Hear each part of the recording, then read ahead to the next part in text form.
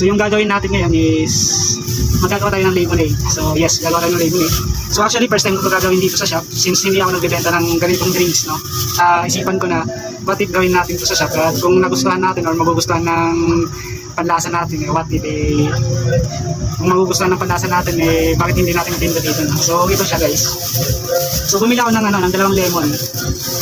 Since wala tayong gamit or ingredients dito na na magagamit sa paggawa ng lemonade, kung ano lang makikita natin dito, yun yung gagamitin natin. So samahan niyo ako gumawa, no? So umpisan natin. So actually lang to, mano-mano or hand to hand sa pag-squeeze ng lemon kasi wala tayong gamit, no? So let's go.